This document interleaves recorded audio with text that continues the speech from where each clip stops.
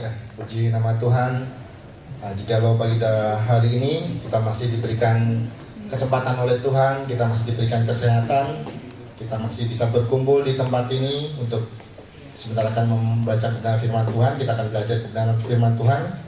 Karena kita lihat banyak bangku yang kosong ya. Karena saya lihat di status Facebook banyak yang liburan. Keluarga Bapak Ales, keluarga lagi di Bali. Terus kemarin Kak Ola sama Kanita juga lagi ada di Jawa Timur. Biarlah berkat liburannya boleh dinikmati dengan penuh sukacita. Dan kita doakan supaya nanti kembali di tempat ini dengan penuh sukacita. Amin. Nah, Bapak Ibu yang terkasih di dalam nama Tuhan Yesus Kristus, sebelum kita akan belajar akan kebenaran firman Tuhan pada siang hari ini, sebelum kita mulai, saya ada sedikit kesaksian di dalam kehidupan saya seperti ini, Bapak Ibu, untuk mengawali kebenaran firman Tuhan ini. Waktu saya bekerja,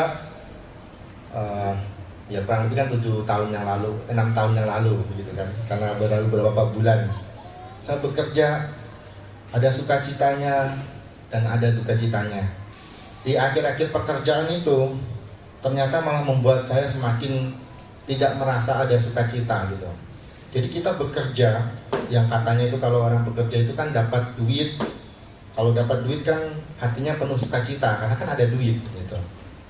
Nah, tetapi saya mengalami hal itu berbeda gitu. Jadi waktu akhir-akhir dalam pekerjaan saya itu kok nggak ada sukacita, malah perubahan-perubahan yang ada itu semakin banyak gitu. Nah, di saat saya sudah nggak betah mungkin begitu ya, dan saya memutuskan untuk mengambil keputusan, ya udahlah saya keluar saja. Siapa tahu ada pekerjaan di luar sana yang jauh lebih baik gitu. Itu menurut pemikiran saya secara manusia. Nah, di saat saya keluar terus saya pulang liburan, balik lagi ke sini, ini baru kurang lebih 1 bulanan mungkin, kurang lebih. Dan waktu saya diminta untuk membagikan kebenaran firman Tuhan ini, saya merenung Bapak Ibu di dalam beberapa bulan ini. Yang saya alami, yang saya rasakan, ya dulu saya nggak ada pekerjaan, tidak membawa dampak sukacita. Ya memang ada sukacitanya, tapi sukacita itu tidak permanen. Jadi kadang sukacita, kadang tidak begitu.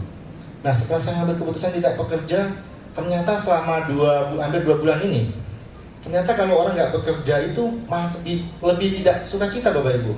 Lebih tidak sukacita. Apalagi saya tinggal di tempat ini kan perantau gitu kan, harus bayar kontrakan yang tetap berjalan. Kan mereka tidak mau tahu sebulan saya di situ kerja nggak kerja, ya yang penting kontrakan itu kamu tempatin, ya kamu harus bayar gitu. Ternyata kalau kita tidak bekerja pun tidak menjadikan solusi.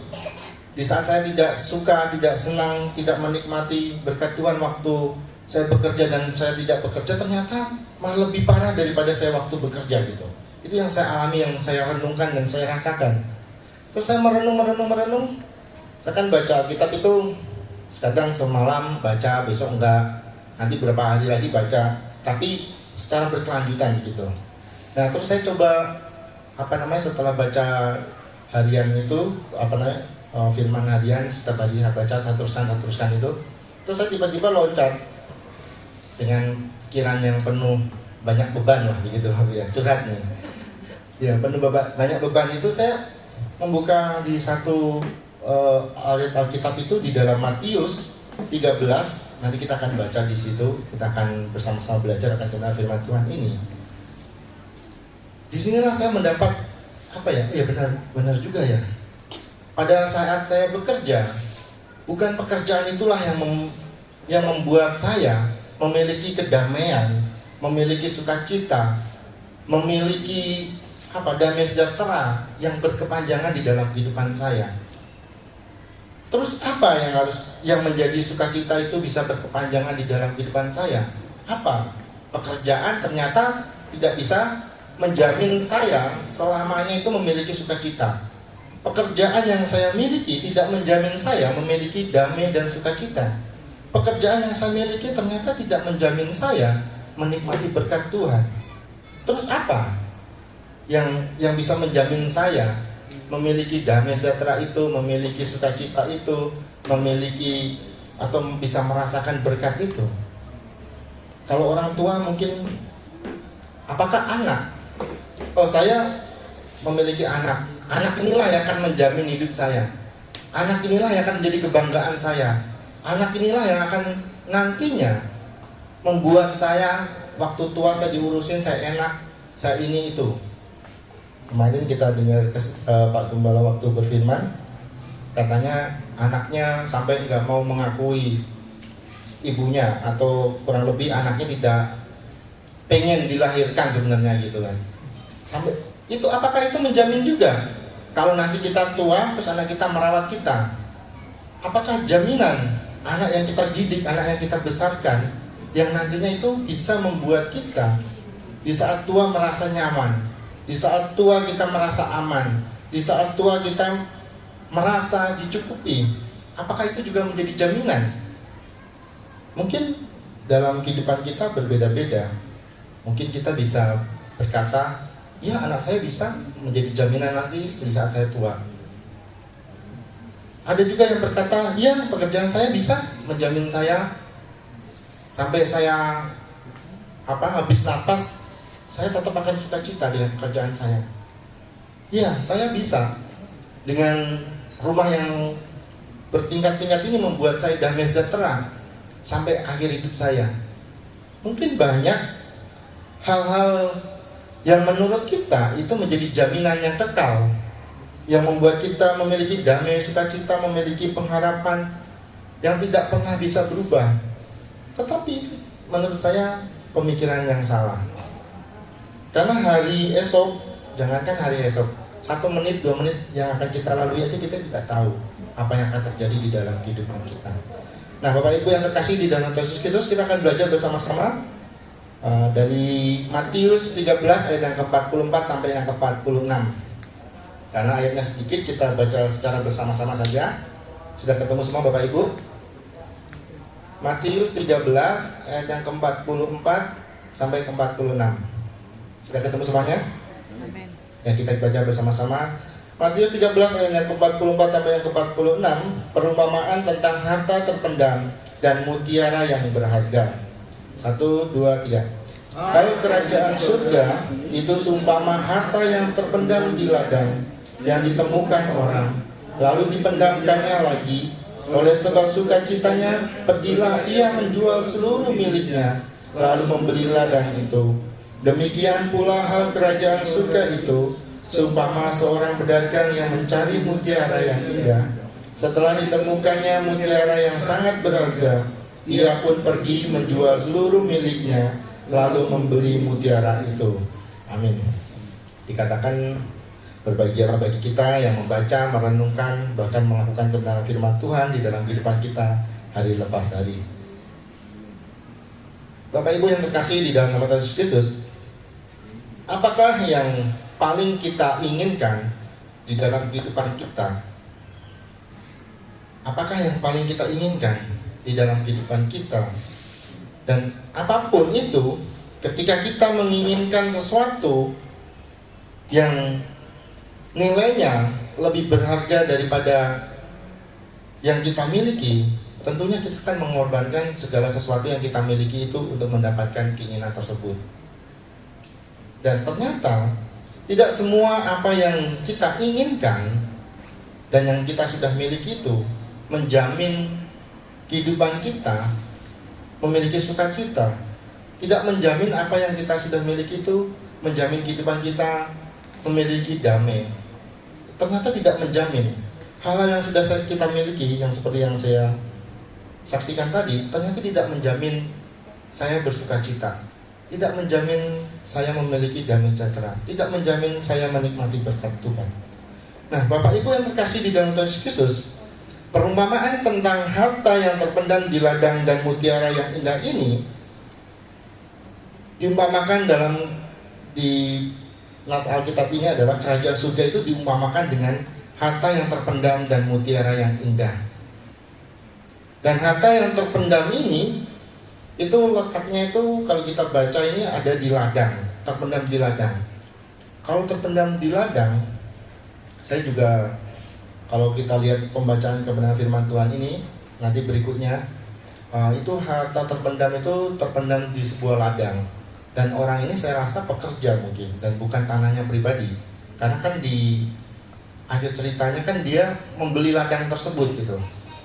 Nah, Bapak Ibu yang terkasih di dalam Tuhan Yesus Kristus, berarti ladang yang mutiara atau harta yang terpendam tadi ada di sebuah ladang. Dan saya yakin dan percaya ladang itu tidak ditutupi oleh sesuatu apapun.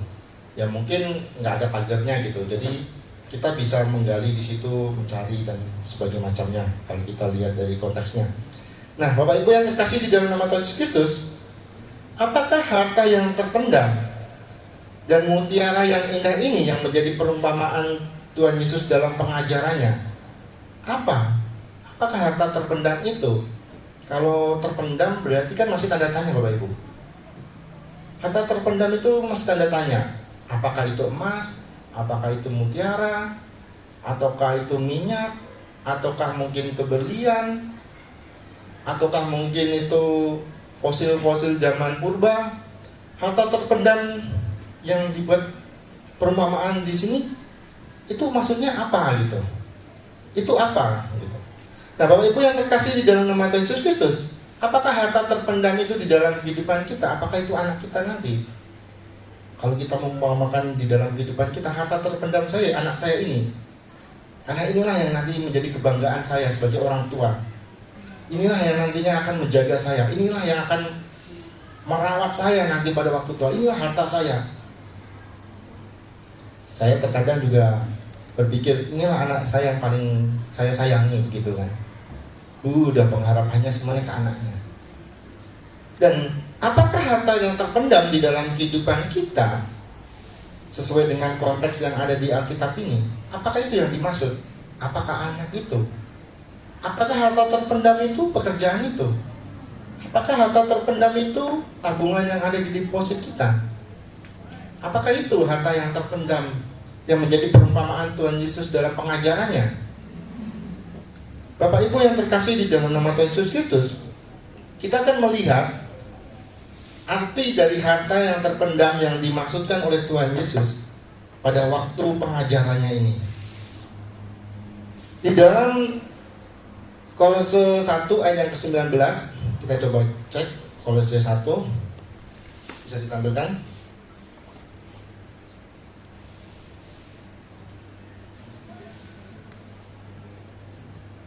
Kolose 1 ayat yang ke-19.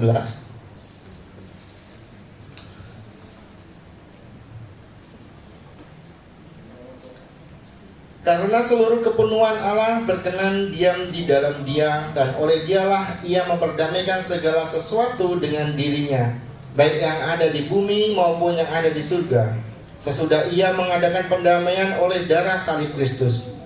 Bapak Ibu yang terkasih di dalam Tuhan Yesus, di dalam pengajaran Tuhan Yesus, perumpamaan tentang harta yang terpendam ini, yaitu adalah Tuhan Yesus itu sendiri.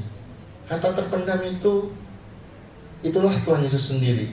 Bukan emas, bukan fosil zaman purba, bukan mutiara, atau bukan berlian, tetapi harta yang terpendam yang ada di ladang tersebut adalah perumpamaan tentang diri Tuhan Yesus itu sendiri. Tuhan Yesus mengumpamakan dirinya adalah harta terpendam yang bisa orang gali, orang lihat, orang cari, tidak ada batas, tidak ditutupi dengan mungkin tembok, tidak ditutupi dengan rantai atau gembok dan sebagainya macamnya.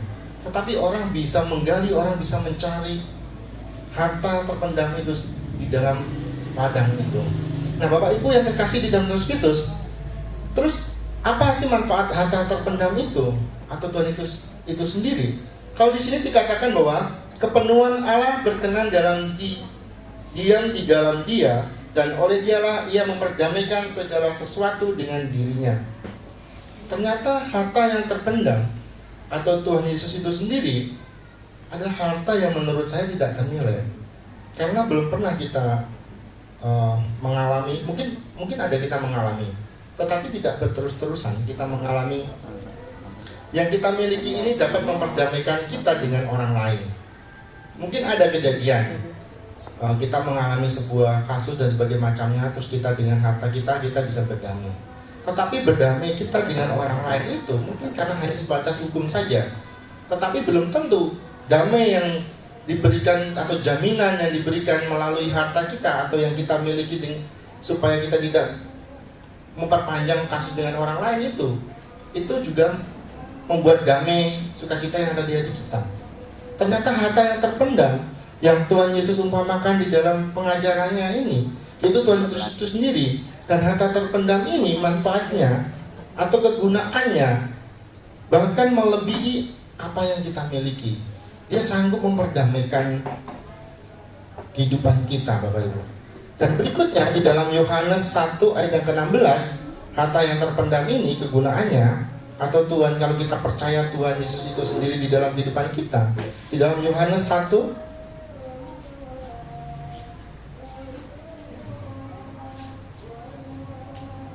ayat yang ke-16, karena dari kepenuhannya kita semua telah menerima kasih karunia demi kasih karunia.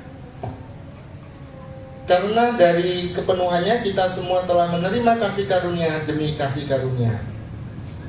Jadi harta yang terpendam ini, yang ada di ladang ini, ternyata bukan hanya harta sembarangan, Bapak Ibu.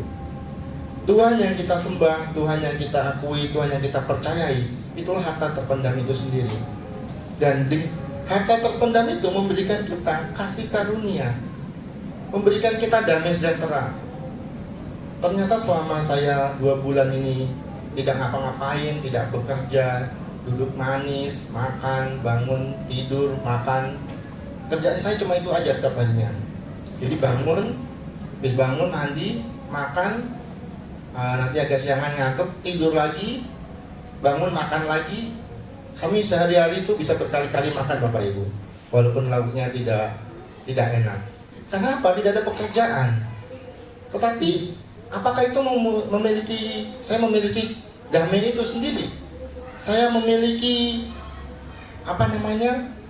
di dalam hati saya memiliki damai dan sukacita? Tidak.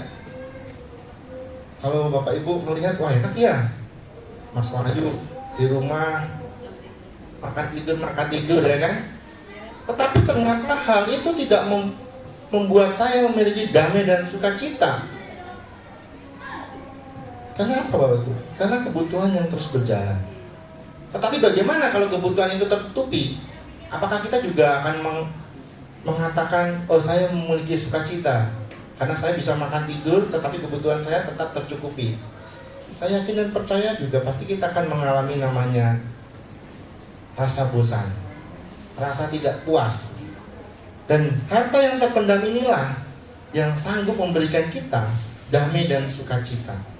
Nah, Bapak Ibu yang terkasih di dalam nama Tuhan Yesus Kristus, bukan hanya kasih karunia, bukan hanya kedamaian yang kita dapat dari harta terpendam ini atau Tuhan Yesus itu sendiri, tetapi kita juga memiliki hikmat dan pengetahuan yang diberikan oleh harta terpendam ini atau Tuhan Yesus itu sendiri. Bapak Ibu bisa baca di Kolose 2 ayat yang ketiga.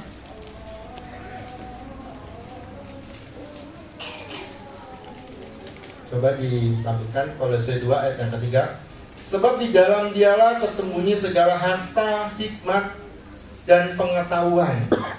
Ternyata harta yang terpendam yang dimaksudkan oleh Tuhan Yesus itu dalam pengajarannya dan dirinya sendiri itu yang dimaksud oleh harta terpendam itu, di dalamnya ada harta, hikmat, dan pengetahuan.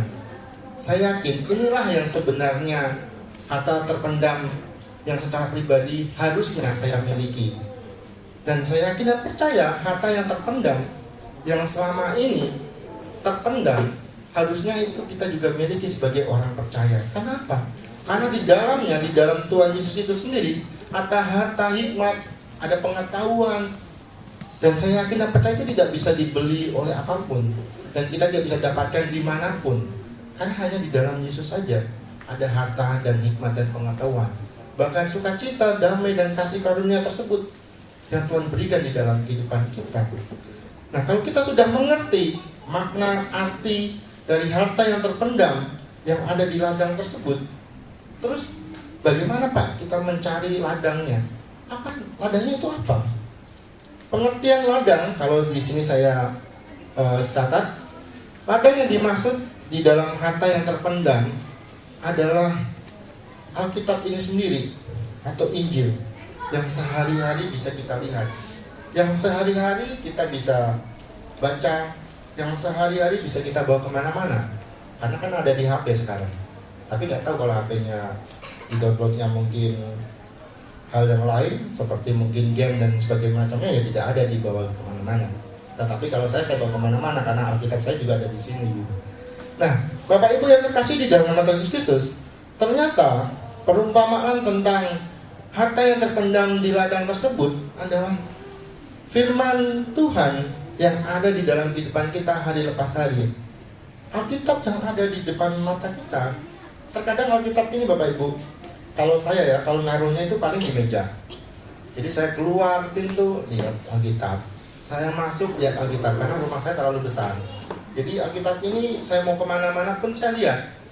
Saya mau makan, Alkitab itu di samping. Karena mejanya juga itu. Gitu. Saya mau tidur, apalagi lihat Alkitab ini. Saya nonton TV, Alkitab ini juga ada. Nah, tetapi terkadang hal yang kita sudah sering lihat, bahkan tidak pernah kita tidak lihat dalam satu hari, tapi untuk membacanya itu Bapak Ibu, itu perjuangan. Saya ini kan satu rumah saya itu kan memang terlalu besar ya. Untuk membaca ini kalau sehari-hari saya lihat, mau apapun di situ saya lihat. Tetapi membaca ini tuh kalau pas mau tidur. Kalau mau tidur baru dibaca. Padahal saya sehari-hari tidak ngapa-ngapain. Tapi kalau saya megang HP dari pagi sampai sore, betah Bapak Ibu. Nah, inilah yang menjadi perjuangan di dalam kehidupan kita, baik saya maupun Bapak Ibu. Kita harus belajar bersama-sama, menggali dan menggali, membaca dan merenungkan kebenaran firman Tuhan. Alkitab, inilah jalannya, inilah ladang yang dimaksud. Bagaimana kita bisa menemukan harta terpendam itu kalau kita tidak tahu ladangnya di mana? Apakah kita asal gali saja? Saya asal gali saja Pak. Artinya begini Bapak Ibu, kalau kita asal gali, di dalam kehidupan kita kalau kita asal gali, yang penting saya nyaman. Mungkin ini ladangnya saya. Saya beribadah di tempat itu. Saya memiliki agama ini. Saya memiliki kepercayaan itu. Yang penting saya nyaman. Nanti saya akan mendapatkan harta terpendam itu. Tidak Bapak Ibu. Harta terpendam itu akan kita dapatkan kalau kita sesuai jalurnya. Harta terpendam itu kita akan dapatkan kalau kita mengetahui ladangnya. Tempatnya di mana? Bagaimana caranya menuju ladang itu? Bagaimana kita bisa sampai ke dalam harta yang terpendam itu? Ya harus mengikuti aturannya. Harus mengikuti perintah-perintah yang ada di dalam kebenaran firman ini. Makanya kita wajib membaca. Bagaimana kita tahu aturannya? Bagaimana kita tahu prinsip-prinsip yang ada di Alkitab ini? Persyaratan-persyaratan yang ada. Kalau kita tidak baca, kalau kita cuma hanya dengar dari orang lain, belum tentu itu benar. Nah Bapak Ibu yang terkasih di dalam Yesus Kristus, Injil adalah ladang yang di dalamnya harta karun itu terpendam. Dan harta itu terpendam dalam firman Injil, baik di dalam perjanjian lama, perjanjian baru maupun perjanjian lama. Dan harta yang terpendam di dalam Alkitab yang kita sudah miliki ini memiliki sebuah peraturan-peraturan, memiliki sebuah prinsip-prinsip, memiliki sebuah cara-cara supaya kita bisa sampai ke dalam harta terpendam itu. Bapak Ibu yang terkasih di dalam nama Yesus Kristus, seperti perumpamaannya seperti ini. Kalau dicatat di dalam Alkitab, air itu adanya di dalam sumur. Kalau air itu kita tidak timba, berarti sumur itu kan ada airnya. Kalau zaman dulu ditimba Bapak Ibu. Kalau sekarang kan pakai sanyo kan, tinggal pencet keluar air. Itu pun adanya sumur itu, nggak pernah kita lihat sumur itu ditutupin, ditimbun terus kita mau ambil pakai timba itu, pasti nggak bisa. Pasti sumur itu akan terbuka, makanya timba itu bisa masuk dan kita bisa ambil. Nah Bapak Ibu yang terkasih di dalam nama Yesus Kristus, dari dalam kebun tersebut tidak dipagari atau ladang tersebut tidak dipagari, supaya apa? Supaya mempermudahkan kita mencari, supaya mempermudahkan kita menimba air yang ada di sumur tersebut.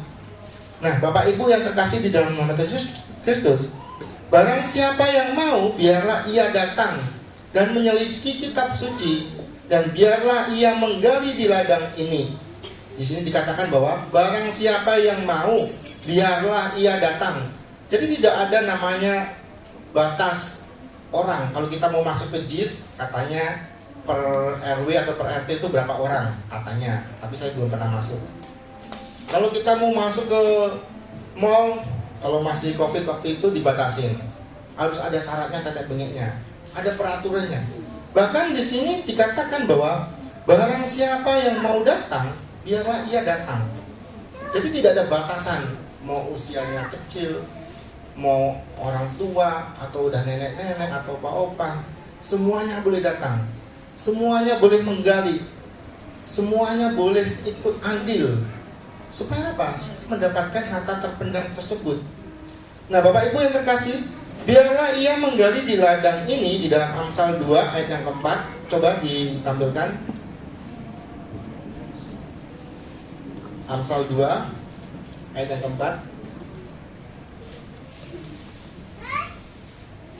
Jikalau engkau mencarinya seperti mencari perak dan mengejarnya seperti mengejar harta terpendam. Jadi kalau kita pengen mendapatkan harta yang terpendam itu, biarlah kita mencarinya, kita seperti mencari perak. Jadi pengharapan kita untuk mencari sesuatu yang terpendam itu tidak hanya pengharapan yang asal-asal, tidak hanya sekedar kita ikut-ikutan, tidak hanya sekedar gali-galian, tidak hanya sekedar sembarangan, tetapi biarlah kita memiliki cara untuk mengejar harta yang terpendam itu, memiliki semangat bahwa di dalamnya nanti pasti ada hartanya. Jadi ada semangat yang harus kita bawa untuk bisa menemukan harta yang kita gali di ladang tersebut. Nah, Bapak Ibu yang terkasih di dalam nama Tuhan Yesus Kristus, sungguh luar biasa kalau kita bisa menemukan harta yang tersembunyi di dalam ladang itu. Kebanggaannya kita, kesukaannya kita, apabila kita menggali sesuatu di ladang tersebut dan menemukan harta tersebut. Itulah kebanggaan kita. Itulah yang sebenarnya kita tunggu-tunggu. Itulah yang sebenarnya kita nanti-nantikan. Dan itulah yang sebenarnya kita harap-harapkan di dalam kehidupan kita sebagai orang percaya, Bapak Ibu. Bapak Ibu yang terkasih, di sini dikatakan bahwa alasan mengapa begitu banyak orang memandang rendah Injil dan tidak mau berkorban atas Injil tersebut dan menghadang bahaya demi Injil itu, karena mereka hanya melihat permukaan ladang saja. Terkadang kita tidak mau terlalu berkorban, kita tidak mau terlalu berjerih payah, kita tidak mau mungkin tersengat matahari, kita tidak mau mungkin kalau di padang kan, di ladang kan pasti panas. Kita tidak mau menghadapi hal-hal tersebut karena kita hanya melihat permukaannya saja. Tempatnya gersang, tempatnya tandus, mana ada itu emasnya di situ, mana ada hartanya di situ, orang tandus begitu. Nah, kalau kita di dalam kehidupan kita sudah memiliki pemikiran seperti ini, kita tidak akan mendapatkan harta terpendam itu. Karena dalam mencari harta terpendam itu, tidak itu yang kita pakai, Bapak Ibu. Bapak Ibu yang terkasih di dalam nama Tuhan Yesus Kristus, kalau kita hanya melihat permukaan ladang saja dan berdasarkan inilah mereka menilai Injil, karena itu mereka tidak melihat keunggulan ajaran-ajaran Kristen. Dan di sini dikatakan bahwa ajaran-ajaran para filsuf pun juga itu akan pudar begitu saja. Kalau kita hanya melihat sisi luar ajaran Alkitab ini, kita memahami kebenaran Alkitab ini dari pengajaran-pengajaran hanya sebatas luarnya saja, itu tidak akan menjadi kokoh, tidak akan menjadi pohon yang kuat yang ada di dalam kehidupan kita. Karena apa? Kita cuma hanya membahas, melihat hanya di luarnya saja. Kita tidak masuk ke dalam ladang ini, kita tidak melihat secara detail ladang ini, kita tidak mengetahui secara detail ladang ini, makanya kita cuma hanya segitu aja. Nah, Bapak Ibu yang terkasih di dalam nama Tuhan Yesus Kristus, orang yang telah menyelidiki Alkitab atau kitab suci dan menemukan Kristus dan hidup yang kekal melaluinya, telah berhasil memperoleh harta karun yang demikian yang ada di ladang tersebut, dan dengan begitu membuatnya berharga melebihi apapun juga. Bapak Ibu bisa baca di dalam Yohanes 5 ayat yang ke-39. Coba kita lihat Yohanes 5 ayat yang ke-39.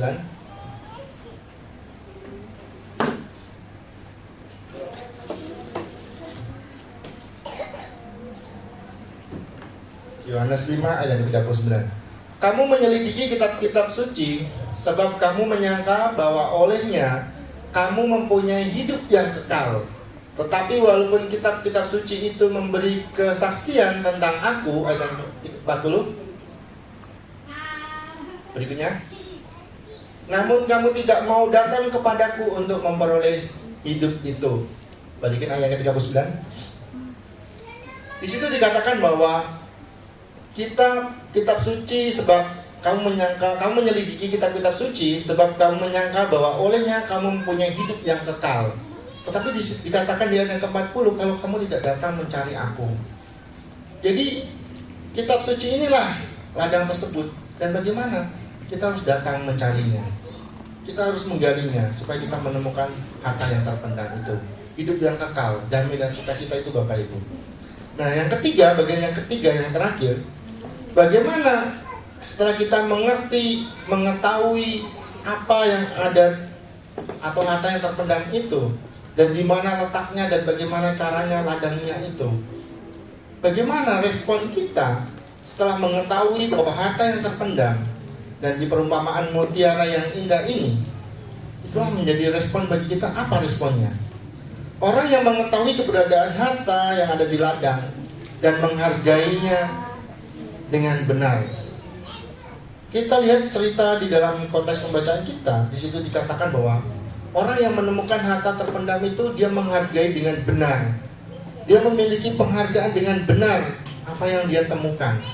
Dia tidak langsung bawa. Yang pertanyaan gini, Bapak Ibu. Tetapinya ya sebuah apa ya? Kayak sejenis penyangkalan atau alasan. Kalau kita mau berdebatkan dengan kebenaran firman Tuhan ini, biasanya kan banyak tokoh-tokoh teolog yang suka berdebat kan. Begini Bapak Ibu, kenapa waktu dia mendapatkan kok nggak langsung dibawa pulang? Kenapa dia benamkan lagi? Kalau kita mencari perdebatan seperti itu, mungkin tidak ada akhirnya Bapak Ibu. Bukan yang dimaksud, bukan dia menyembunyikan harta yang terpendam itu dan nanti akan dikuasai secara pribadi, atau mungkin dengan pemikiran negatif, tidak. Tetapi waktu orang itu menemukan harta yang terpendam di ladang yang ditemukan orang, lalu dipendamkannya lagi, oleh sebab sukacitanya pergilah ia menjual seluruh miliknya, lalu membeli ladang itu. Saya yakin dan percaya Bapak Ibu, di dalam kehidupan kekristenan kita, mungkin kita masih bertolak belakang, mungkin kita masih memiliki keraguan-keraguan, kita masih mencari jati diri di dalam kehidupan kita. Kita masih mempertimbang-timbangkan kebenaran firman Tuhan ini. Benar nggak sih yang dikatakan oleh kitab ini? Benar nggak jaminan hidup, berkat, sukacita itu ada di dalam Tuhan? Dalam 2 minggu ini Bapak Ibu, sampai 2 bulan ini saya tidak bekerja. Saya terkadang berpikir, benar nggak Tuhan menolong saya? Tuhan tanggal 25 ini saya baru kontrakan Tuhan. Saya nggak ada pekerjaan. Benar nggak uangnya itu nanti datang dari langit? Benar nggak jaminan-jaminan itu ada? Kalau kita masih mempertimbang-timbangkan kebenaran firman Tuhan ini, kita masih ragu-ragu di dalam kebenaran firman Tuhan ini, kita tidak akan sampai ketemu tempat itu. Bapak Ibu yang terkasih di dalam Tuhan Yesus Kristus, kesaksian di dalam kehidupan saya, waktu saya datang karena sudah pulang kampung, baru datang, terus tiba-tiba kita mulai dari nol lagi, saya merasa takut. Tapi di saat saya takut, ternyata Tuhan buka jalan Bapak Ibu. Waktu saya datang mungkin belum ada seminggu, pertama berkat yang Tuhan berikan ada pentapisan. Itu berkat menurut saya. Yang kedua, saya tiba-tiba ditelepon oleh Pak Gembala yang dulu memberkati saya nikah di Tangerang itu. Kan biasanya dia suka pesan madu. Tiba-tiba dia telepon, Wahyu, kamu masih ada jual madu nggak? masih ada Pak, saya bilang. Mau pesen berapa Pak, saya bilang gitu. Saya pikir kan 1 sampai 5 begitu. Dibilangnya 15 botol. 15 botol Pak? Iya 15 botol. Oh siap Pak, langsung saya siap. Padahal belum ada itu Bapak Ibu, belum ada madunya. Saya bilang siap Pak, kan karena kebetulan dia sore-sore dia nelpon. Saya bilang besok pagi saya antar Pak. Padahal saya belum ada madunya itu. Karena kan harus diambil dulu di teman saya kan di Pademangan. Karena menurut saya ini suatu berkat pertolongan Tuhan. Kalau saya bilang besok Pak, lusa Pak, mungkin orangnya kan udah ini. Pokoknya saya nggak peduli, saya siap Pak, besok saya antar. Bapak ada nggak di rumah? Ada, saya sediakan di rumah kata dia. Oke, besok saya langsung pergi. Oh, dengan semangatnya Bapak Ibu. Malam itu langsung pergi Pademangan, langsung ngisi saya di Pademangan. Isi 15 botol, besok mau diantar. Karena teman saya itu kan belum ada duitnya Bapak Ibu. Belum ada duitnya. Ini 15 botol loh, jangan boleh diutang katanya. Wah, katanya sih besok dikasih, saya bilang. Saya juga belum terima uangnya. Kalau saya bayar juga nggak ada uang kan 15 botol. Tapi beneran ya, kalau nggak dikasih duitnya bawa balik kata dia. Saya mikir lagi Bapak Ibu, ini berkat Tuhan beneran atau enggak ya? Kalau berkat Tuhan kan harusnya kan gampang. Sudah ada, ya udah itu kan gitu. Kok prosesnya ternyata nggak seperti itu? Saya bilang ke teman saya, udah percayalah sama saya, besok dapat langsung saya transfer, saya bilang. Nah, terus saya bilang gini ke istri saya, ini tadi kan namanya boleh kalau diutang, pokoknya besok kita harus dapat uang. Nah, pertanyaannya bingungnya saya begini Bapak Ibu, ini kan hamba Tuhan. Dulunya dia memberkati kami nikah, terus hamba Tuhan ya. Jadi saya bingung. Kalau saya ngantarin madu kan 15 botol, terus saya bilang Pak duitnya mana, kan kayak kurang sopan ya Bapak Ibu ya, kurang sopan begitu kan. Tapi kalau saya tunggu-tunggu kan apa ya, jadi dilema gitu. Kalau saya tunggu-tunggu sampai kapan ditransfernya begitu kan. Karena kebetulan ternyata yang beli ini orang Korea. Jadi ada yayasan di Jakarta Selatan itu, nama yayasannya Yang Sandel atau apa gitu namanya, lupa aku. Karena bahasa Korea kan. Nah, terus di situ bergeraknya di bidang misi memang. Jadi kayak untuk sekolah-sekolah teologi atau sekolah-sekolah Kristen itu disponsori sama yayasan ini yang ada di Korea itu, yang tempatnya di Jakarta Selatan. Jadi orang-orang Korea pernah beli madu saya, dicobain gitu kan, suka. Nah, terus kata bapak itu gini, waktu saya sampai, aduh, ini ibu, namanya kan Ibu Song. Ibu Song ini belum ngirim Wahyu. Aduh, saya bingung. Tadi dipesan sama teman saya kalau nggak dapat duitnya hari itu juga bawa pulang. Aduh, saya bingung nih. Saya bawa pulang, saya nggak dapat duit, saya rugi ongkos, ya kan? Terus saya nggak enak ngomongnya, Pak saya bawa pulang Pak karena nggak ada duitnya kan. Aduh, dilema saya. Ternyata berkat Tuhan kok nggak langsung ini loh duit gitu. Ternyata ada prosesnya Bapak Ibu. Saya beranikan diri. Karena kan nggak salah Bapak Ibu ya. Karena ini kan apa adanya katanya kan. Saya bilang, Pak maaf, ini kan 15 botol Pak. Saya tadi dipesan sama yang punya, nggak boleh dikasih kalau nggak ditransfer Pak. Saya bilang gitu. Saya bukannya nggak boleh Pak, kalau cuma sebotol nggak masalah, atau 2 botol kan. Oke lah, saya pakai uang saya pribadi mungkin kan. Tapi ini 15 botol Pak. Nah, kebetulan istrinya ada di situ Bapak Ibu. Iya Pak, benar Pak, jangan ini. Tanyain nama istrinya. Kamu ada duit gak Mah? Duitnya sudah bayar sekolah kata dia. Aduh, udah gitu Bapak Ibu saya. Duitnya sudah bayar sekolah, nggak cukup kalau untuk beli madu kata dia. Aduh, gimana ini? Terus saya udah nggak bahas tentang madu lagi. Saya cerita yang lain Bapak Ibu. Terus tiba-tiba Bapak itu ngetik mungkin atau nelpon bendahara gereja. Dia telepon bendahara gereja. Di gereja ada nggak uang sekian untuk bayar madu katanya. Soalnya Ibu Song ini yang beli belum transfer kata dia.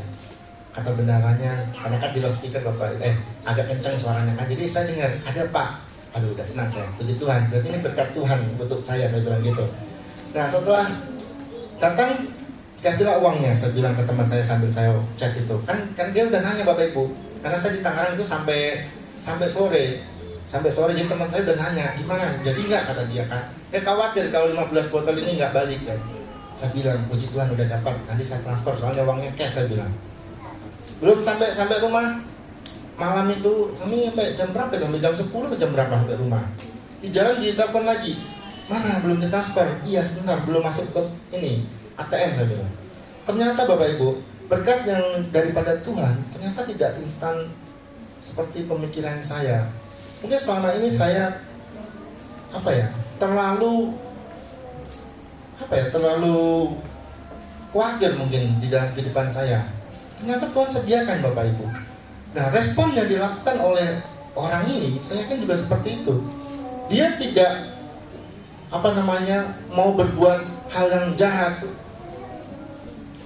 akan harta yang terpendam ini, tetapi dia mungkin mempertimbangkan bagaimana caranya untuk mendapatkan harta terpendam ini. Karena mungkin harta terpendam ini sangat berharga. Kalau dia langsung angkat dari permukaan itu, dari bawah, mungkin yang punya tanah parah. Karena tidak sesuai dengan persyaratan-persyaratan yang diinginkan oleh tuan tanahnya. Nah, begitu juga di dalam kehidupan kita. Waktu Tuhan memberkati kita, ternyata tidak begitu saja dikasih. Ini loh, saya kasih berkat, ternyata ada prosesnya. Mau nggak kamu menunggu sampai proses itu selesai, baru berkat itu bisa kita terima. Dan bukan hanya di situ Bapak Ibu.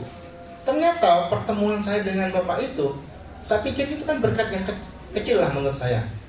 Karena kan keuntungannya nggak seberapa itu madu kan.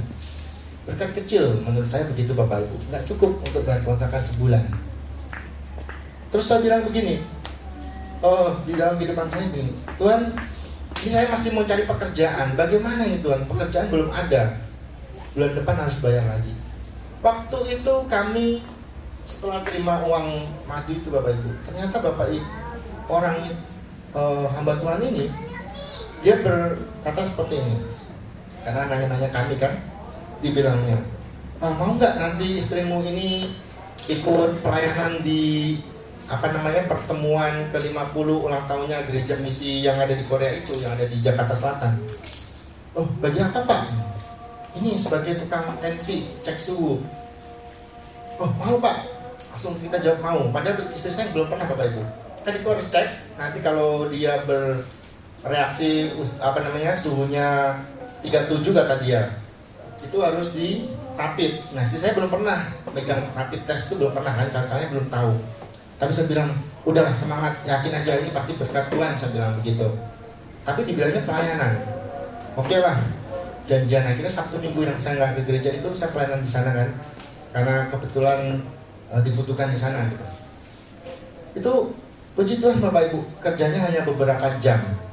Dari jam 2, jadi orang masuk, tes suhu, sudah mereka masuk kita pulang, 2:30 pulang. Itu di jam pertama. Di hari berikutnya, hari kedua, itu datangnya agak cepat. Jam 1 saya sudah sampai, atau enggak jam 12 itu sudah sampai. Terus pulangnya jam 3:30 kalau nggak salah. Karena agak rame, karena kita datangnya terlalu cepat, ternyata mereka masuknya jam 2. Nah, akhirnya kami agak lama di sana kan, 2 hari. Terus pulang nih Bapak Ibu, di hari kedua, kan namanya kita sudah nggak ada duit Bapak Ibu ya. Waktu itu duit saya cuma berapa puluh ribu Bapak Ibu. Ini sedikit curhat dengan kesaksian yang Tuhan berkati saya luar biasa Bapak Ibu. Nah, waktu kami selesai tugas itu, ya namanya orang kita pelayanan di sana butuh transport dan sebagainya macamnya kan, harus ada komunikasi. Ternyata orang Korea ini tidak seperti orang kita Bapak Ibu. Kalau orang kita ini sesibuk-sibuknya apa kita masih pikirkan orang lain. Kalau mereka tidak, mereka disiplin. Pekerjaan-pekerjaan yang mana yang diutamakan itulah yang didahulukan. Kami di sana itu Bapak Ibu cuma datang, cuma disapa, cuma halo, itu saja. Silakan kerja, udah. Tidak ada pembicaraan yang lain. Mereka pakai bahasa Korea semua, pakai bahasa Mandarin kan. Saya di bawah di parkiran, istri saya di atas. Kami sama Karen, karena Karen kan nggak mau tinggal di sama tantenya. Setelah itu selesai di hari kedua itu, kami tunggu ibu itu kok nggak keluar. Kita mau pulang gimana ini? Aduh, bingung kan? Sebenarnya kita tunggu keluar juga supaya ada uang makan atau uang bekalnya begitu. Kita masih mengharapkan seperti itu. Di dalam pemikiran saya itu, nah pasti kalau kita kasih tahu nanti harus dikasih. Ternyata juga prosesnya tidak gampang seperti itu Bapak Ibu. Berkat yang Tuhan sediakan yang seharusnya menjadi hak milik saya, ternyata tidak seperti langsung dikasih begitu aja. Ternyata juga ada prosesnya. Tuhan, saya sudah selesai bekerja, saya sudah selesai melakukan tugas dan tanggung jawab saya, seharusnya saya menerima. Tetapi tidak Bapak Ibu. Saya WhatsApp ibu itu, karena ibu itu kan sebagai juru bicara mungkin kan di dalam pertemuannya itu, karena dia yang di sini, dia yang mengoperasikan yayasan misi ini, Mungkin pertanggungjawabannya dia itu besar.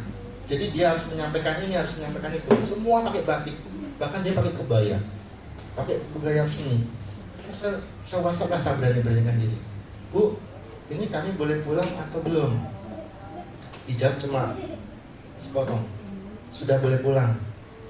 Terima kasih katanya. Bingung dong kami, gak langsung pulang Bapak Ibu kami. Kami bingung di parkiran. Ini kita kerja atau pelayanan atau apa ya? Kita masih mempertanyakan. Kok nggak ada ditemui, turun ke apa gitu kan? Terus kita ngerti juga, oh jangan-jangan dia sibuk. Setelah kita tunggu-tunggu, udah kita pulang aja lah. Kita pulang, saya bilang. Saya pulang dengan penuh kekecewaan dan kegembiraan juga, tapi banyak kecewaannya Bapak Ibu. Saya pulang sama istri saya, udahlah, jangan cita-cita itu lagi kita. Anggap aja itu pelayanan, saya bilang. Kita melayani Tuhan. Anggap itu pelayanan. Udah Bapak Ibu, kita nggak ada harapan lagi. Tiba-tiba jam 11 malam atau jam 12 malam gitu, setengah 12, ibu itu WhatsApp. Tidak ada kata-kata yang lain, cuma di WhatsApp. Boleh kirim rekeningnya, kata dia. Setengah 12. Saya lihat Bapak Ibu, karena saya belum tidur. Mungkin nggak bisa tidur mikirin duitnya, kasih nggak gitu kan? Tidak Bapak Ibu, memang saya nggak bisa tidur. Saya nggak bisa tidur ya. Terus saya lihat kan, saya lihat kan kelihatan tuh, kalau pesan singkat kan kelihatan kan, kalau nggak double sampai 2 kali kan masih bisa dibaca. Boleh kirim rekening, wah, udah gini aja, pura-pura saya tidur, saya bilang kan, pura-pura tidur, besok pagi baru saya balas lah gitu. Nanti takutnya orang ini nunggu-nunggu, kalau saya langsung baca langsung kayak kasih kan, wah orang ini nunggu, jangan-jangan kan gitu. Saya sok-sok jual mahal lah, saya bilang, besok pagi aja saya balasnya. Ternyata benar Bapak Ibu, saking sibuknya dia, saking disiplinnya dia, hal yang utama itu yang diutamakan. Dia bukan tidak memperdulikan kami, bukan dia tidak peduli, tidak mengasihi kami tidak makan memang. Karena kami cuma hanya disuruh sekali aja. Kamu udah makan belum? Kalau belum, silakan makan. Cuma gitu doang Bapak Ibu. Kita disuruh masuk ke kantinnya yang penuh orang Korea dan banyak orang-orang yang menurut kita, pandangan kita itu orang-orang tidak biasa gitu. Jadi kita nggak berani suruh sendirian makan di situ, bahasa Korea gimana kan? Bingung. Akhirnya kami itu kelaparan memang. Tetapi itulah suatu proses untuk kita mendapatkan berkat Tuhan. Ternyata tidak mudah Bapak Ibu. Pagi-pagi saya kasih nomor rekening saya, ternyata saya dikasih di luar dugaan saya. Mungkin saya kerja mungkin akan dihargain berapa ratus ribu dalam 2 hari. Hanya beberapa jam hitungannya. Hanya 4 jam atau 6 jam gitu kami kerja 2 hari. Tetapi puji Tuhan itu bisa mencukupkan kebutuhan saya. Selama saya bukan untuk bayar kontrakan, untuk bayar kontrakan yang memang nggak cukup, tapi bisa untuk mencukupkan kebutuhan saya sampai saya dapat uang. Nah Bapak Ibu yang terkasih di dalam nama Tuhan Yesus Kristus, hal yang benar yang dilakukan oleh orang tersebut, ia menghargai berkat yang dia dapatkan, dan di sini dikatakan bahwa orang tersebut sangat bersuka cita karenanya. Ia senang karena ada tawaran untuk memilikinya, dan biarlah sukacita yang orang-orang yang mencari Tuhan ini kita bisa melihat di Mazmur 105 yang ketiga, Bapak Ibu bisa baca nanti. Ia memutuskan untuk membeli ladang, dan orang ini menerima tawaran iblis sesuai dengan persyaratan-persyaratan, dan pasti akan membeli ladang tersebut. Kalau kita sudah menerima Injil ini, kita sudah mengerti dan membaca, melakukan di dalam kehidupan kita, dan kita memahami secara betul, kita akan menerima, dan kita pasti akan mau membeli ladang ini. Kita pasti mau akan terlibat di dalamnya. Kenapa? Karena kita sudah percaya, tidak ada proses lagi. Bapak Ibu yang terkasih di dalam Yesus Kristus, begitu hebatnya niat orang ini, begitu hebatnya saya, begitu hebatnya Bapak Ibu yang terkasih di dalam Yesus Kristus yang sudah percaya pada Tuhan, memiliki pengharapan, memiliki menghargai, dan bahkan memiliki sukacita untuk mencari harta ini dan mendapatkan harta ini. Berusaha Bapak Ibu. Responnya, ia menjual seluruh miliknya untuk membeli ladang dan mutiara ini. Kalau kita lihat di ayat berikutnya kan dikatakan di situ digambarkan mutiara. Dan respon yang sama yang dilakukan oleh orang yang mencari mutiara, pedagang yang mencari mutiara, dan orang yang mencari ladang yang ada harta terpendamnya ini, responnya sama. Mereka memiliki sukacita yang luar biasa. Sukacita itu tidak tergantikan. Yang akhirnya apa? Membuat dia merelakan segala yang dia miliki untuk membeli ladang tersebut. Nah Bapak Ibu yang terkasih di dalam Yesus Kristus, kalau kita bisa melihat, berarti apa yang kita miliki selama ini Kebanggaan-kebanggaan yang kita miliki selama ini tidak ada artinya dibandingkan harta ini, Bapak Ibu. Kekayaan kita, anak-anak kita, apakah itu menjadi jaminan? Tidak. Tetapi harta yang terpendam ini yang menjadi jaminan atas hidup kita. Nah, begitu besarnya keinginan orang ini, dan untuk mendapatkan mutiara dan harta terpendam ini, dia mengorbankan semua yang dia miliki untuk memperoleh ladang dan mutiara tersebut. Nah, Bapak Ibu yang terkasih di dalam Tuhan Yesus Kristus, kesenangan, gairah, sukacita, kegembiraan di dalam mengikut Tuhan membuat kita rela meninggalkan segala sesuatu. Benar Bapak Ibu ya? Amin ya. Kegirangan, gairah, sukacita itulah yang membuat kita rela meninggalkan segala sesuatu. Nah, Bapak Ibu yang dikasihi dalam Tuhan Yesus Kristus, para murid Tuhan Yesus meninggalkan jalan mereka untuk mengikut Tuhan Yesus. Waktu Tuhan Yesus panggil murid-murid sedang menjala, kalau kita pikir itu kan pendapatannya dia, itu aset yang berharga yang membuat dia hidupnya nanti akan kecukupkan, membuat kebutuhan-kebutuhannya akan terpenuhi melalui jalannya dia itu, melalui dia menangkap ikan, pendapatannya. Jadi bukan hanya pekerjaan saja yang membuat kita itu bisa mencukupi segala kebutuhan kita, tetapi Tuhanlah yang mampu. Bukan dari pekerjaan, Bapak Ibu. Saya berdoa begini, dalam beberapa hari ini saya bergumul begini lagi. Saya ubah pergumulan saya. Kalau kemarin-kemarin saya masih bergumulnya mencari pekerjaan, tetapi saya bilang begini, Tuhan, kalau memang Tuhan pakai untuk melayani, saya mau melayani. Tetapi kalau Tuhan izinkan saya untuk melayani dan bekerja, ya Tuhan bukakan jalan saya untuk saya mendapat pekerjaan. Tapi puji Tuhan Bapak Ibu, hari Senin nanti istri saya boleh bekerja. Ternyata Tuhan berikan istri saya terlebih dahulu untuk dia bekerja. Jadi nanti hari Senin saya harus mengantar istri ke Cengkareng karena cukup jauh kan, lumayan jauh. Dan kita sudah masukin lamaran-lamaran. Syarat utamanya sekarang itu harus STR Bapak Ibu. Jadi untuk tenaga kesehatan tuh syarat utamanya itu harus STR. Pengalaman kerja itu nomor 2. STR-nya itu harus aktif. Nah, STR-nya sedang diurusin. Ngurusin STR itu tidak gampang ternyata. Kemarin kami sudah mengajukan, ternyata sampai seminggu ini juga belum dapat balasan, belum dapat respon. Jadi itulah menjadi kendala kami untuk istri saya diterima di sebuah instalasi kesehatan. Kita sudah melamar di beberapa rumah sakit, dibawa orang pun juga masih tetap gak bisa. Tapi puji Tuhan kemarin dia komunikasi dengan temannya, terus tiba-tiba dokternya itu melihat CV-nya dan akhirnya oke. Nah, puji Tuhan Bapak Ibu, ternyata pergumulan saya selama ini, kalau memang Tuhan bukakan jalan untuk saya bekerja, Tuhan pasti akan sediakan. Saya yakin dan percaya. Dengan adanya istri saya bekerja ini berarti ada rencana Tuhan. Oh, berarti saya masih menunggu. Semalam saya dapat informasi lagi dari France, katanya ada loker. Mas, ada lowongan Mas, baru dibuka. Cepat-cepat saya masukkan. Untuk diterima dan tidak diterima kita serahkan juga pada Tuhan. Kalau memang Tuhan menghendaki saya bekerja, saya pasti akan diterima. Tetapi kalau memang Tuhan menghendaki saya untuk pelayanan, ya pasti Tuhan akan bukakan jalan yang lain, berkat yang lain untuk saya. Nah, Bapak Ibu yang terkasih di dalam Yesus Kristus, yang penting apa? Respon kita setelah kita melihat ladang itu, setelah kita mendapatkan harta terpendam itu, kesenangan, gairah, sukacita, kegembiraan itu harus ada mengikuti kita di dalam kehidupan kita. Yakobus dan Yohanes meninggalkan perahu mereka dan ayah mereka untuk mengikut Tuhan Yesus. Bayangin Bapak Ibu, kalau yang tadi menjala ikan dia tinggalkan pekerjaannya, sekarang orang tuanya dia tinggalkan. Kalau dipikir-pikir, orang tua itu kan sebagai sumber kesukaan kita. Orang tua kita ini adalah sumber motivasi kita. Tetapi di sini dikatakan bahwa mengikut Tuhan Yesus ternyata lebih penting. Sampai orang tuanya ditinggalkan. Orang yang berbahagia adalah orang-orang yang kehilangan hal-hal yang seharusnya sangat perlu untuk membuat hidup menjadi bahagia. Itu Bapak Ibu bisa lihat di Matius 5 ayat yang ke-13 sampai yang ke-12. Dan jangan kumpulkan harta di dunia ini, dan jangan memusingkan tentang pakaian, karena harta di surga dan kerajaan Allah itu jauh lebih penting dari semuanya Bapak Ibu. Nah, Bapak Ibu yang terkasih di dalam Yesus Kristus, mungkin sukacita yang ada di dalam kehidupan saya itu tidak sebanding dengan sukacita yang Bapak Ibu alami. Dan saya yakin dan percaya berkat yang saya alami juga mungkin berbeda dengan berkat yang Bapak Ibu terima. Tetapi kalau kita memiliki kegirangan kesukacitaan tersebut, maka itulah yang bisa mencukupkan kebutuhan kita, bahkan membuat hidup kita ini semakin hari semakin sukacita Bapak Ibu. Nah, Bapak Ibu yang terkasih di dalam Yesus Kristus, untuk mengikuti Yesus adalah hal yang begitu indah. lebih indah dari hal-hal yang terbaik dalam hidup, bahkan nyawa kita sendiri pun menjadi tidak berharga. Bayangin Bapak Ibu, bahkan nyawa kita sendiri pun tidak berharga sebenarnya untuk mengikut Tuhan Yesus. Jadi sungguh sangat berharganya harta terpendam ini.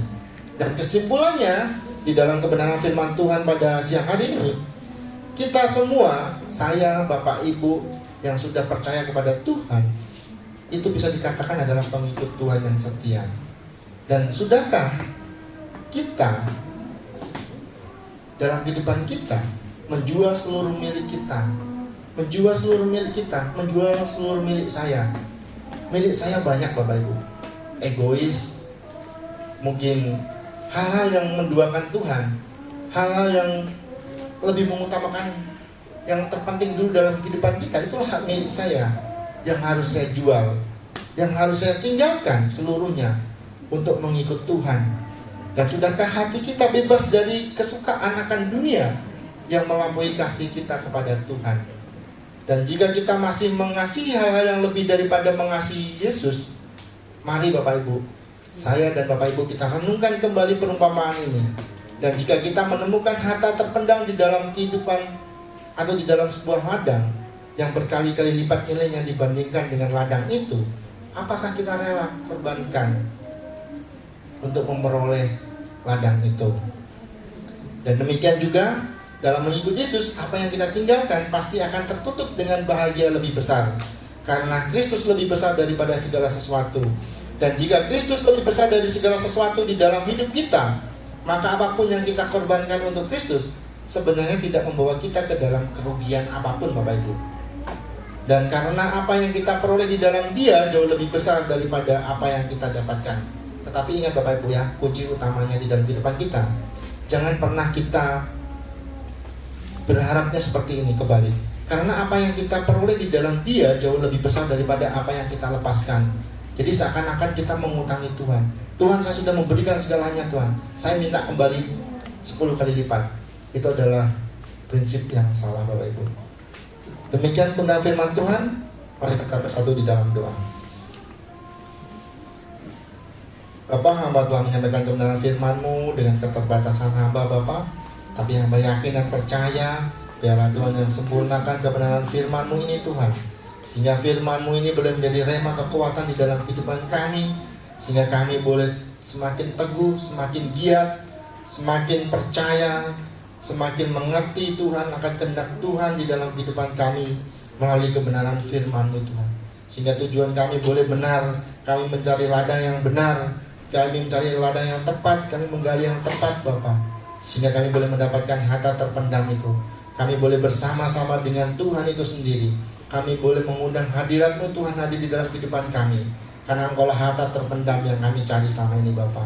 Kuatkan iman percaya kami Tuhan, kuatkan iman kami Tuhan, tumbuhkan iman kami Bapa, sehingga kami semakin dekat dengan Tuhan, semakin mengandalkan Tuhan, semakin berpengharapan kepada Tuhan, karena Engkaulah sumber dari segala sumber Bapa. Terima kasih Tuhan Yesus, terima kasih. Haleluya. Amin.